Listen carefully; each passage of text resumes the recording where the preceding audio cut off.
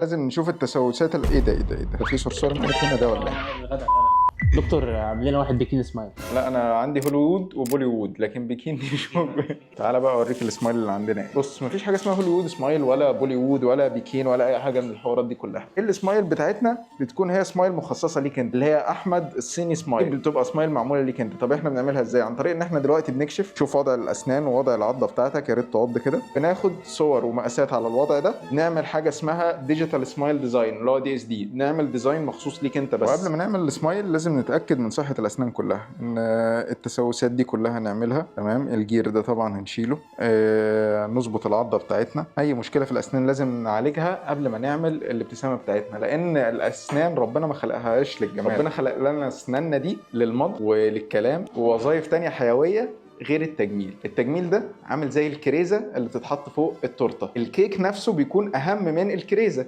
لكن الكريزه بتيجي في الاخر تتحط تبين لنا حلاوه الكيكه اللي احنا عاملينها. فلازم الاسنان تكون صحيه، مفيش تسوسات، العضه مظبوطه، كل حاجه تمام، وفي الاخر بندي تاتش جمالي يليق بشكل. اول حاجه هنبدا بيها تنظيف الجير. بسم الله.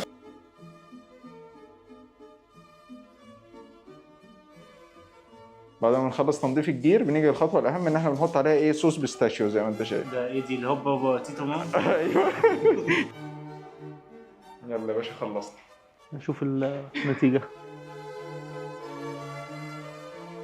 دي نسفت بجد. جلسة تنظيف جير بس كده من غير تبييض ولا اي حاجه. قلنا بجد ازاي من غير تبييض؟ طيب دلوقتي هنسأل الدكتور طب ليه سبب ان السنان كانت صفرا؟ انا هسألك بس الاول، انتوا عندكم معسل في الصين؟